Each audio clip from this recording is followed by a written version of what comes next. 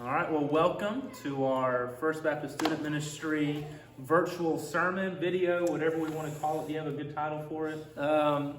No. We are working on this, and it's going to be different. It's going to be different for the next quite a few weeks. And as you know, you're out of school, probably bored, not having much to do. You can't go hang out with friends. It's been raining, so you can't really go hang out and do stuff outside and play around. And so we want to kind of give some videos for you guys. We're not able to see your pretty faces on Wednesday night. We're not able to show you how to play basketball. Definitely. Jackson. He needs help. Not throwing footballs, knocking ceiling tiles down, almost killing people, dodgeball, and impromptu games.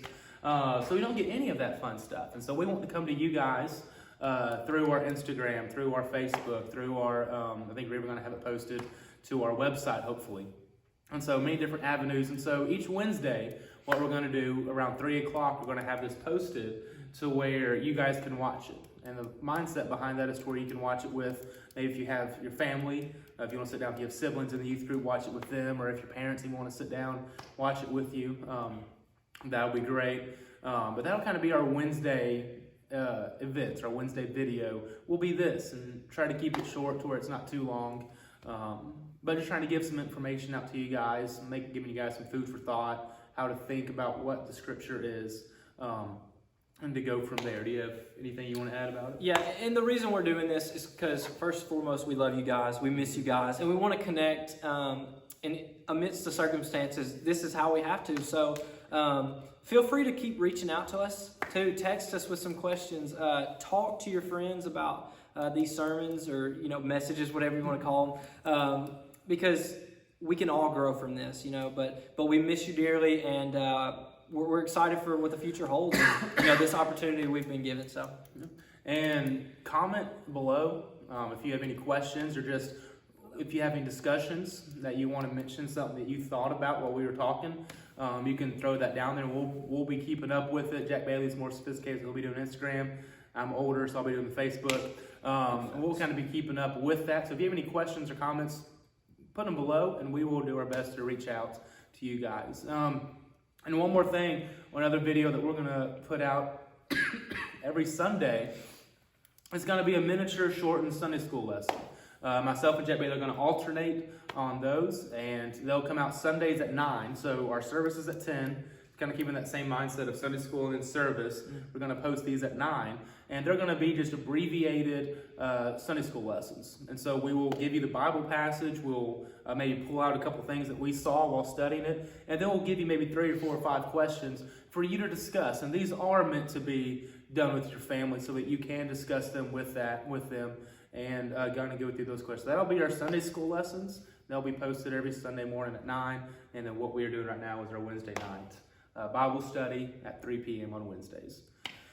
And one more thing I want to mention, our camp sign-ups. So we are still doing camp. As of right now, I talked with our student life who we're going through to Chaco Springs, and they are still good to go for camp. As of right now, nothing has changed. Doesn't mean nothing may change in the future, but as of right now, we are still good to go for camp. There is no longer a $50 deposit, and so you can just go on and sign up whenever. I do need that paperwork so I can turn it into them by May 1st. And so please be getting that paperwork. I'll be emailing it out to your parents since you can't really come up here to the grade room and get a hard copy. Unless you come up here in groups of less than 10, I guess, and can illegally get to the building somehow. Don't come. Yeah, don't do that. Don't come. Just let me email it to your parents before we get to go. Do you kind of want to talk about what our next few Wednesday nights are going to look like? Yep. So next few weeks, we won't be meeting with each other based off of school closures, all that. So we have 3 weeks till Easter. And so that's kind of what we're going to be going into is just some Easter lessons. And so this first week, we're going to go into the hours before Jesus goes to the cross. And then next week, it'll be the burial and the death of Jesus, and then the third week before, and it's the Wednesday of Easter. So Easter's on a Sunday, it's on the Wednesday, and it'll be the resurrection of Jesus. So pretty excited. Yeah. Just an Easter lesson, and it's been really fun getting into the Word and just learning, more and more.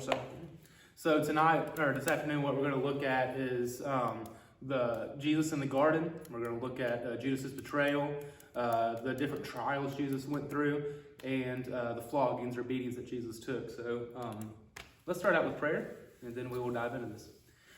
Lord, I just thank you for this time that we get to gather together. It's a little different, not being able to be in front of the students, getting to talk to them, Lord, getting to hang out with them, giving them high fives. Lord, we are still worshiping you. We are still studying your word. I pray that you would be the students and parents who are watching this video, that you would just speak through them, not from our words, but from what your word has to say. It's in your son's name I pray. Amen. Amen. You go and kick us off, Jack? All right, so the first passage we're going to be looking at is it's Matthew 26, and it's verses 36, and it's through 46. And so what this is Jesus at Gethsemane. Okay, and so a little backstory. Jesus had just predicted Peter's denial. So where he's sitting there with him, and he's telling him, he's like, look, I'm going to go to the cross. I'm going to die. And so Peter's like, look, no matter who falls away, he's like, I won't. He's like, look here, Peter, you're going to do it. You're going to deny me 3 times. He's like, you're right. It's 3 times. So he really gets him there. But so Jesus goes to Gethsemane, and he takes, he took Peter and the 2 sons of Zebedee with him. And so I found this passage crazy because Jesus went to go pray, right? Fully man, fully God, but he went to go pray because he knew what was in store for him. He knew what God was calling him to. And so I just want to read one verse that really stuck out to me, and it's verse 38 of Matthew 26, and it says, my soul was overwhelmed with sorrow to the point of death. Jesus feeling sorrowful. Jesus feeling like, man, here it comes, you know? And as crazy as that sounds, because Jesus knew the whole time. Jesus was there in the beginning. Jesus, he knew, right? He was at the beginning of creation, but he's like, I'm overwhelmed. I mean, you think about how just crazy that would have been to be like, all right, I know I have to die for people who are going to, for the people who are going to kill me, nonetheless. And so that was the first thing that really stuck out to me. And the second verse says this, my Father, and this is Jesus talking to God, and he says, my Father, if it is possible, may this cup be taken from me, yet not as I will, but as you will.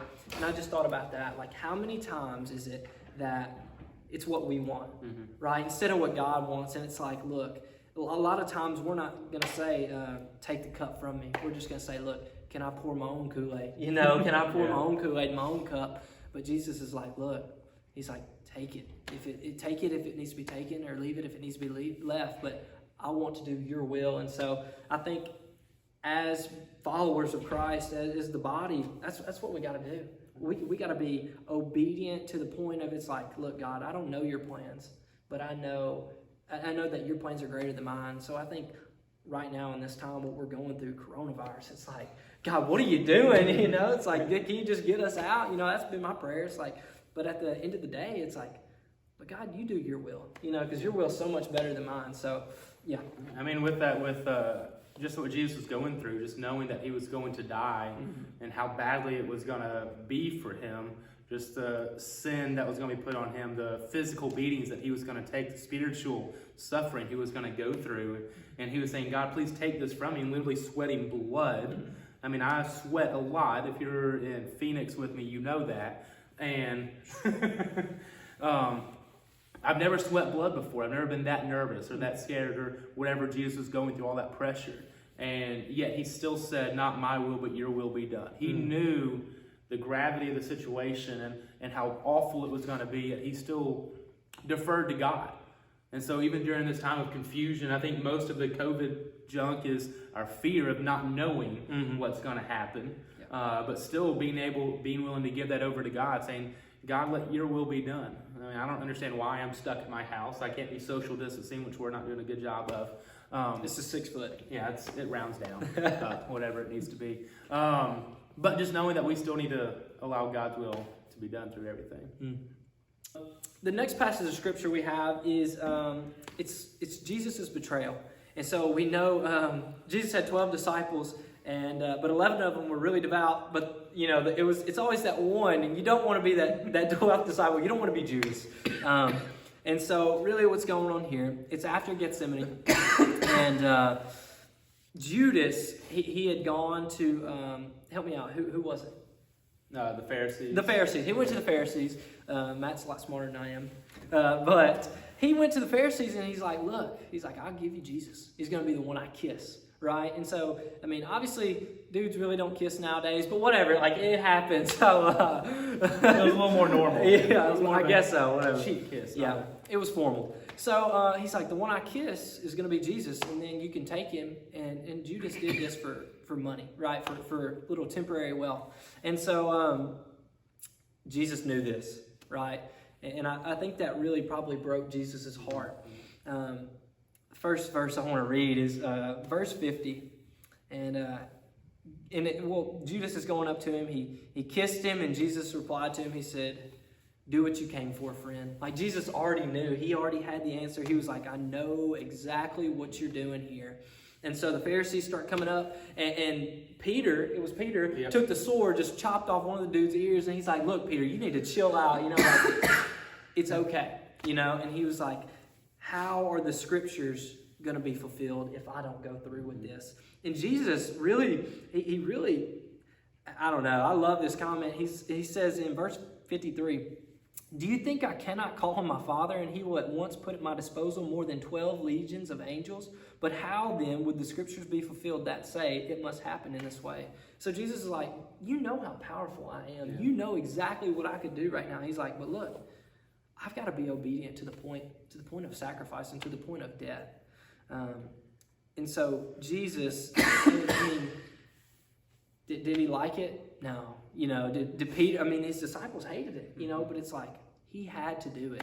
And so thinking about that, how can we apply that to us? It's like, man, I know it sucks sometimes to really take up my cross. And I know it sucks to really just, be on fire for God, because I got to give up so many of these worldly things. But what is God's will for me, and how will it benefit my eternity, right?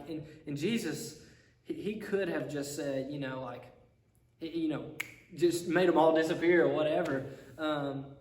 But he knew that the eternal glory that was waiting for him. And I think Jesus really had his eyes set on the kingdom of heaven and on God's will. And that's exactly what we have to do. We can't be focused on, what our bodies may endure in this life, or, what hardships may come to our physical body, because it's all about our eternal soul. And so that's the encouragement. It's take up your cross, because the eternal glory is worth so much more than the few pieces of gold or silver, whatever Judas got, So I think that's so many times we get caught up in what we can have here and right now. Mm-hmm. We're stuck with only what we can see right now. We're not God and can't see our future. Mm-hmm. But all we can see is right now. So many times we fall into that. If I want the immediate glory, immediate pleasure right now. I'm guilty. And so we fall into that so often.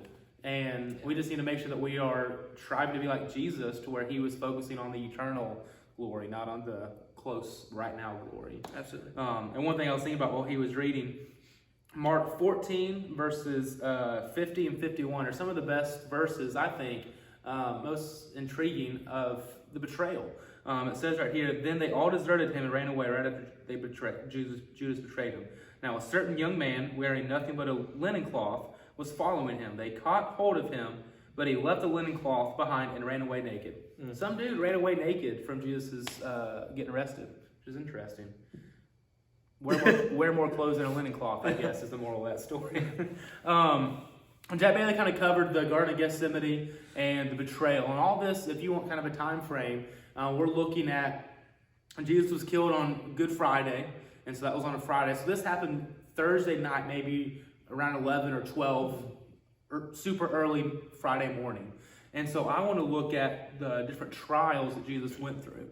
And Jesus went through trials. They estimate probably a little after midnight up till about 10 a.m. was how long he was going through trials. And if you ever get frustrated at people asking you like silly, dumb questions that you know the answer to, and they keep on asking you over and over and over again, you finally get frustrated with them. Usually you lash out and then you get mad or something, or start pushing them or something. You get frustrated that they're asking you the same exact question over and over and over again. You have the right answer, but they're not wanting to listen to you. They're saying, no, you're wrong, you're blaspheming. That's what Jesus had to go through. Jesus didn't have one trial. He had a total of 6 trials that he went through. He had 3 that he had through the Jewish Pharisees and Sanhedrin. Then he had 3 more that he went through with the Roman guard.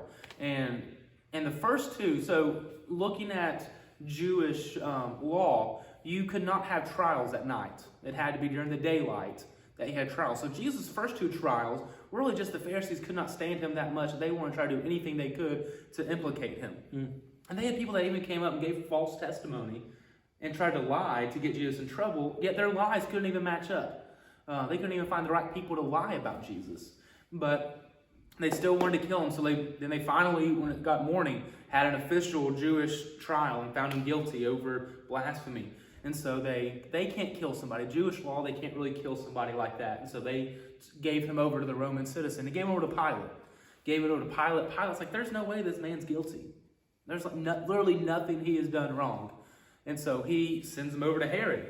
Herod's all excited. He's like, oh, cool. I want to see Jesus perform some miracles. It's going to be really cool. And Jesus doesn't do anything. He just kind of sits there. And so he gets mad and he sends him back to Pilate. And we all know what Jesus did with Pilate, just talking back and forth. We have Barabbas gets given away instead of Jesus. So he's having to answer all these questions. And one of them I do want to read is found in John chapter 9, verses 33 through 38. This is part of like the final questioning that Pilate gives to Jesus right before he releases Barabbas and has Jesus beaten and killed. It says, then Pilate went back to the headquarters, summoned Jesus, and said to him, are you the king of the Jews? Jesus answered, you are asking this on your own, or have others told you about me? I'm not a Jew, am I? Pilate replied. Your own nation and chief priests handed you over to me. What have you done? My kingdom is not of this world, Jesus said. If my kingdom were of this world, my servants would fight so that I wouldn't be handed over to the Jews. But as it is, my kingdom is not from here. Kind of similar to how Jack Bailey read, talking about how Jesus could have called legions of armies to come and rescue him. So 37 says, You are a king then, Pilate asked. You say that I'm a king, Jesus replied. I was born for this, meaning what he's about to accomplish on the cross. And I have come into this world for this, to testify to the truth. Everyone who is of the truth listens to my voice. What is truth, said Pilate, and that's where it ends. And what I wanted to get out of this is just the sadness that this is for Pilate. He says, what is truth? And literally the truth is staring him in the face. Jesus at one point said, I am the truth. Jesus is the truth. Pilate is literally staring Jesus in the face, asking him these questions.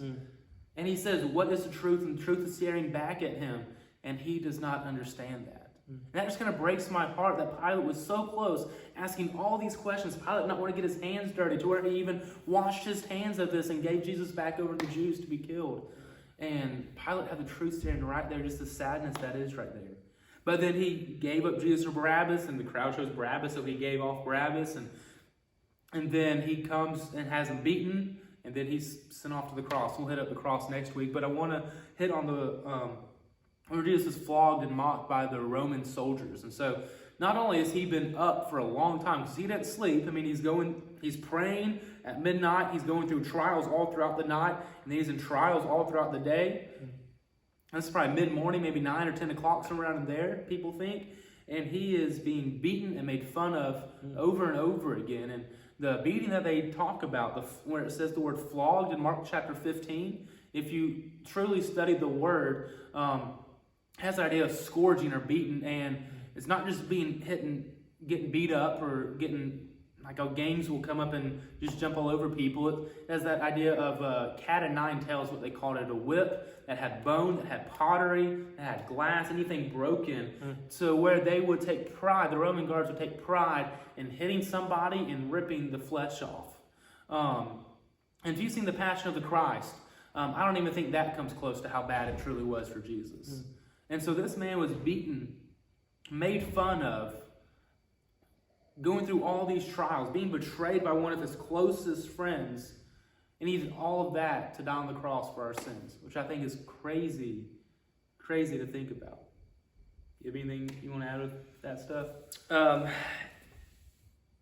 I think oftentimes, and I'm guilty as charged, Jesus' suffering we hear it so much that it just becomes, like, oh, Jesus suffered, But if you really think about what he endured, I think about it just if I'm betrayed by a friend, I'm just like, I'm hurt, like if one of my friends were to lie to me, which granted I have great friends, but, if they were, I'll be really hurt, it's like, he went through that, and then one of his best friends denies him, and then, he's getting beat. It's like, this guy can't win for losing.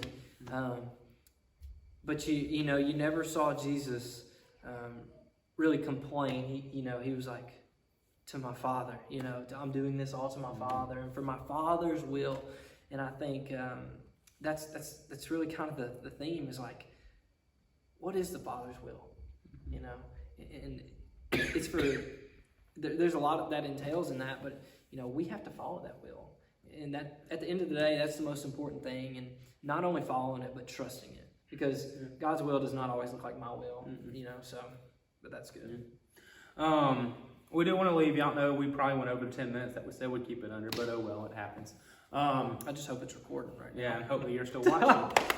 We want to leave you with a couple of questions, something for you to chew on, to talk about. Hopefully there's many of you guys who are watching this video, and so maybe text back and forth with some friends if you want to do the correct COVID social distancing, don't get in groups, don't leave your house. And so we do want to leave you with a couple of questions. I'll go first. As looking at this, it's very easy from a standpoint to look at other people and see their failures. I know for me, it's very easy. There are a lot of times where I'll sit through a sermon like, oh, that applies to this person, this person, this person. Right. That person really needs to hear this. Let me see how I can forward it to them. It's really easy to look at other people and see their faults, but not see our own.